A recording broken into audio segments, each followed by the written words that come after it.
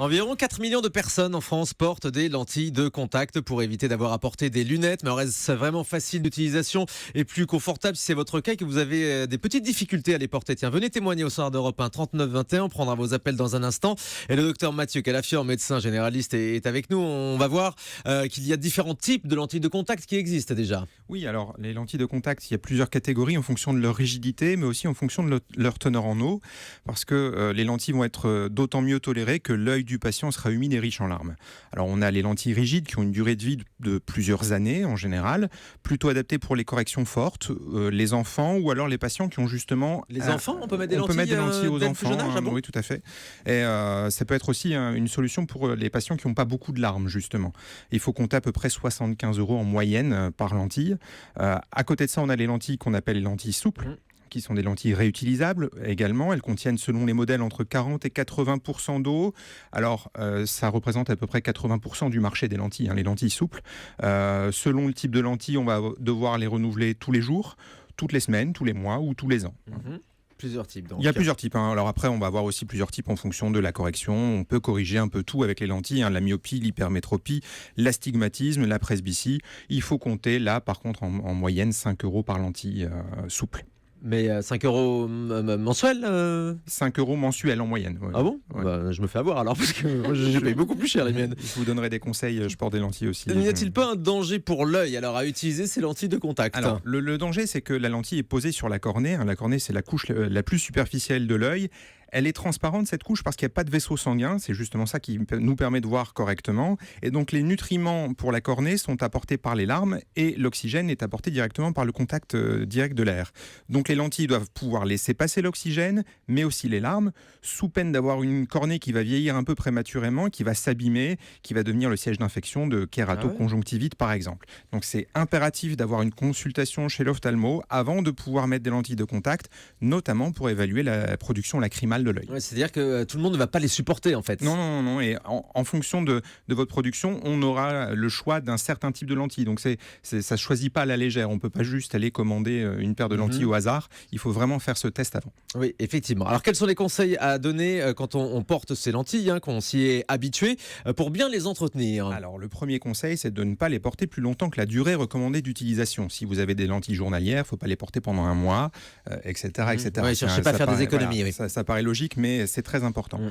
Deuxième conseil, ne pas dormir avec vos lentilles de contact, sauf si l'autorisation a été donnée par l'ophtalmo et que les lentilles sont prévues à cet effet. Il y a des lentilles spéciales? Voilà, il y a des lentilles spéciales qui permettent de dormir avec, mais pas toutes les lentilles et pas chez tout le monde. Quand vous manipulez vos lentilles, faites très attention, il faut avoir une hygiène irréprochable, peu importe le type de lentilles pour ça. Lavez-vous les mains à l'eau et au savon, essuyez-vous avec une serviette qui ne peluche pas, parce que sinon vous allez mettre des résidus sur les lentilles. Utilisez une solution qui assure le nettoyage, le rinçage, la décontamination, voire la déprotéinisation des lentilles. C'est les solutions qu'on appelle multifonctions. Elles ne se valent pas toutes, alors ne cherchez pas non plus à faire forcément des économies. Peut-être que vous devrez essayer aussi plusieurs types de solutions pour trouver celle qui vous convient, parce qu'il y a des conservateurs qui sont différents. Ah oui, moi une fois j'avais oublié mon produit habituel, j'étais en acheté un autre à la pharmacie, j'ai pris le premier qui est venu, et en fait ça m'a piqué, c'était pas du tout adapté. Je pense que tous les porteurs de lentilles ont vécu ça à un moment dans leur vie. Moi c'est pareil, voilà, vous devez trouver la solution qui vous convient personnellement, et ça peut pas être la même que votre voisin. Le sérum physiologique ne suffit pas, il faut vraiment des solutions multifonctions? Le sérum physiologique, ça permet de conserver la lentille. Je vous ai dit qu'elle contenait entre 40 et 80% d'eau. Si vous n'avez pas la solution multifonction sous la main, pour pouvoir enlever votre lentille et qu'elle ne sèche pas, qu'elle ne s'abîme pas, ça dépanne juste pour la conserver, pour pouvoir la laver après. Ça ne lave pas, par contre, c'est juste de l'eau salée, le sérum physiologique. Ça permet juste de garder cette humidité à la lentille, mais rien de plus. D'accord. Donc, pareil, des petits conseils pour le maquillage, mesdames, si vous mettez des lentilles de contact, vous mettez les lentilles avant de vous maquiller et vous enlevez vos lentilles avant de vous démaquiller. Si vous mettez l'eyeliner, vous le mettez plutôt au-dessus des cils plutôt qu'en dessous, pour que ce soit le moins possible en contact avec la lentille de contact. Si vous avez une lentille qui est déchirée, vous la jetez à la poubelle. Il ne faut pas essayer de vouloir faire des économies et de se dire on va la mettre quand même. Même partiellement jetée. Oui. Ah oui, mais le problème c'est si j'en ai plus, je vois plus rien. Donc il faut quand même la jeter et prévoir à l'avance d'avoir des lentilles, lunettes. ou porter des lunettes comme vous aujourd'hui. Oui. Si vous avez tendance à déchirer souvent vos lentilles de contact, peut-être que votre geste de manipulation des lentilles est trop agressif, donc peut-être qu'il faudra revoir ça avec votre opticien cette fois-ci pour voir la manipulation des lentilles. C'est pas évident, hein. Je pense que tous les gens qui n'ont jamais porté de lentilles de contact ne s'imaginent pas devoir se mettre le doigt sur l'œil, parce qu'il faut vraiment porter le doigt dans l'œil, hein, et que ça le touche quasiment. Oui, voilà, on a le réflexe, hein, c'est un réflexe de protection de l'œil. Quand on voit quelque chose approcher de l'œil, en général, la paupière se baisse. Et il faut lutter contre ce réflexe. Mais on peut rassurer les patients qui n'ont pas encore recours aux lentilles de contact. C'est donné à tout le monde, ça s'apprend. On s'y habitue très très vite. Alors Isabelle Quenin, elle n'a jamais réussi. Ah, moi, j'ai jamais réussi. Moi, ce geste-là, c'est hyper agressif. Donc, j'ai un réflexe tel que Vous fermez l'œil. Oui, je n'ai jamais réussi. Donc, je fais ma gracieuse, j'ai pas de lunettes et pas de lentilles, je vois rien. Il y a plusieurs façons d'y arriver. Si vous regardez... Combien j'ai de doigts? Je sais pas. Quand vous mettez la lentille, si vous regardez le doigt arriver devant l'œil, c'est le meilleur moyen pour que la paupière se ferme. Il faut regarder au loin ou en l'air. Par exemple, vous baissez la paupière inférieure, vous regardez en l'air, vous posez la lentille et ensuite elle se remet en place. Clic-clac, ça fait dans le sac.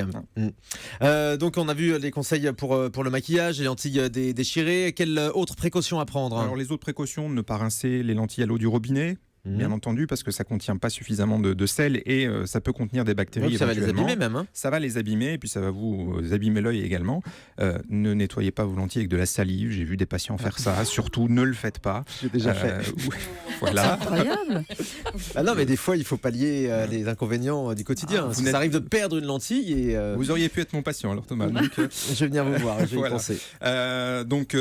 Surtout, attention aussi à des choses qui peuvent sécher les lentilles de contact, la climatisation, le tabac notamment.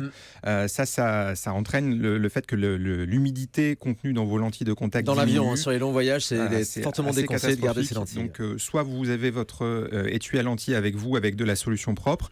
Je rappelle, pour l'étui, il faut le vider tous les jours, pour le laisser sécher le plus possible. Ne laissez pas stagner la solution qui a été utilisée la veille.